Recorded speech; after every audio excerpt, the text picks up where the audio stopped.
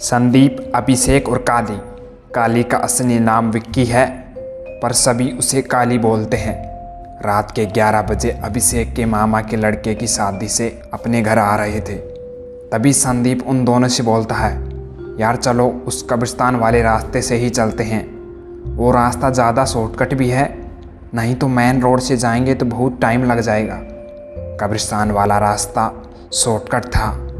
इस रास्ते से इनका गांव लगभग 3 या 4 किलोमीटर की दूरी पर होगा और मेन रोड से इनके गांव की दूरी लगभग 10 या 12 किलोमीटर की थी।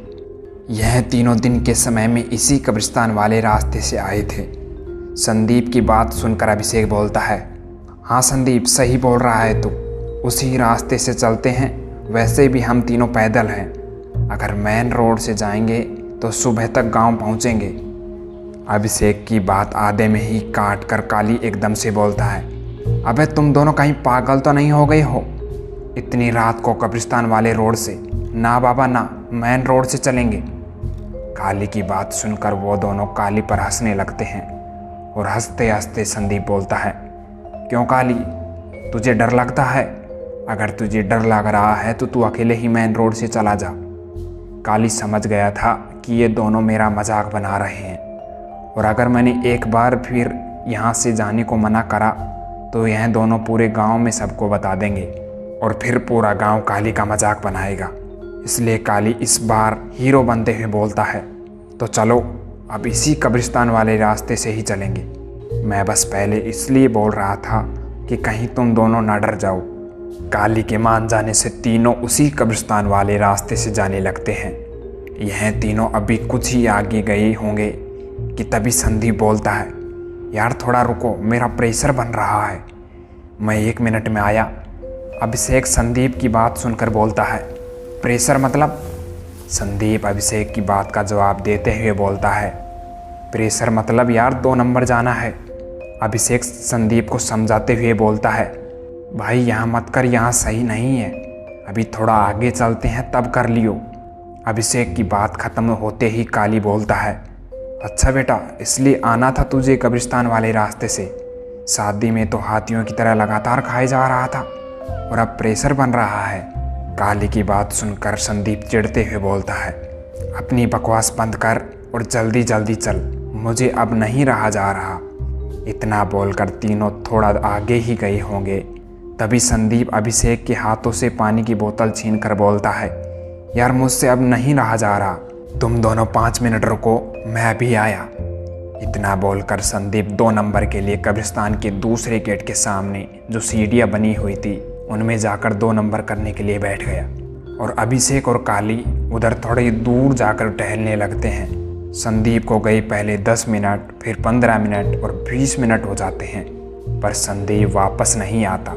इतनी देर तक संदीप को ना आते देख अभिषेक काली से बोलता है, अरे यार ये संदीप कहाँ रह गया है, चल देख के आते हैं।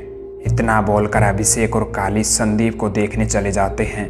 यह दोनों जैसे ही कब्रिस्तान के दूसरे गेट के सामने जाते हैं जहाँ संदीप बैठा था, तो वो देखते हैं कि संदीप जो बोतल अभिषेक से छीन कर लाया था वो बोतल तो वहीं पर पड़ी थी, पर संदीप वहाँ नहीं था। संदीप को वहाँ नहीं देखकर अभिषेक और काली उसे आवाज़ लगाने लगते हैं, पर संदीप का कुछ जवाब नहीं आता। तभी अभिषेक काली से कहता है, यार हम तो उस तरफ थे पर वहाँ तो संदीप आया नहीं, कहीं ये कब्रिस्तान के अंदर तो नहीं गया? अभिषेक की बात सुनकर काली बोलता है, हाँ हाँ हो सकता है, क्या पता। अभिषेक फिर अपनी बात जारी रखते हुए बोलता है, तो चल उसे कब्रिस्तान के अंदर देख कर आते हैं। अभिषेक की बात सुनकर काली फिर बोलता है, अबे पागल हो गया है क्या तू, अकेले ही जाकर देख के आ, मैं बाहर खड़ा हूँ। काली की बात सुनकर अभिषेक गुस्सा करते हुए बोलता है, अबे तू पागल है क्या? संदीप अपना दोस्त है, मैं अंदर जा रहा हूँ और तू भी मेरे साथ चल रहा है। इस बार काली अभिषेक की बात समझ जाता है। दोनों कब्रिस्तान की दीवार कूदकर अंदर चले जाते हैं, क्योंकि कब्रिस्तान का गेट इस समय बंद था और कब्रिस्तान की दीवारें छोटी थी। दोनों अंदर जाकर अपने फ़ोन की लाइट जलाकर संदीप को आवाज़ लगाने लगते हैं, पर इस बार भी संदीप का कुछ जवाब नहीं आता है और वह दोनों संदीप को ढूंढते हुए कब्रिस्तान की ओर अंदर चले जाते हैं। दोनों अभी थोड़ा आगे गए ही होंगे कि तभी अभिषेक बोलता है, वो देख, वहाँ बैठा है संदीप और उसके साथ शहजान भी बैठा है। इतना बोलकर अभिषेक उनके पास भागकर जाने लगता है। काली अभिषेक को पीछे से रुकने को बोलता है, पर अभिषेक को उसकी आवाज़ सुनाई नहीं देती है और अभिषेक भागकर जा रहा था कि तभी उसका पैर किसी चीज़ से टकरा जाता है।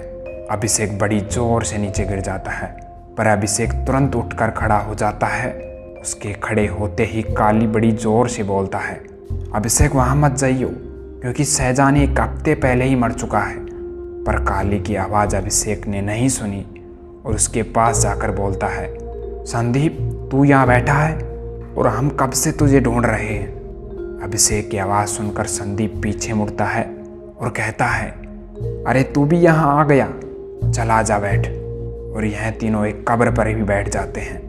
काली पीछे से अभिषेक और संदीप को आवाज़ लगाए ही जा रहा था, पर इन तीनों को पता नहीं क्यों उसकी आवाज़ सुनाई नहीं दे रही थी। काली की बात कोई नहीं सुन रहा था, इसलिए काली भी उनके पास भागते हुए उनके पास जाने लगता है। काली भागकर ही जा रहा था कि तभी उसका भी पैर किसी चीज़ से टकरा जाता है और वो भी बड़ी ज़ोर से नीचे गिर जाता है। काली भी तुरंत उठकर खड़ा हो जाता है और जैसे ही काली नीचे ये देखने के लिए देखता है कि किस चीज़ से टकरा कर गिरा था, तो देखा कि वहाँ संदीप और अभिषेक की लाश नीचे पड़ी हुई थी। काली यह देख ही रहा था कि तभी संदीप उसको देखकर बोलता है, अरे काली तू भी आ गया, चल आजा, तू भी हमारे साथ बैठ जा। अगले दिन सुबह जब चौकीदार कब्रिस्तान के अंदर आया तो उसे इन तीनों की लाश पड़ी मिली।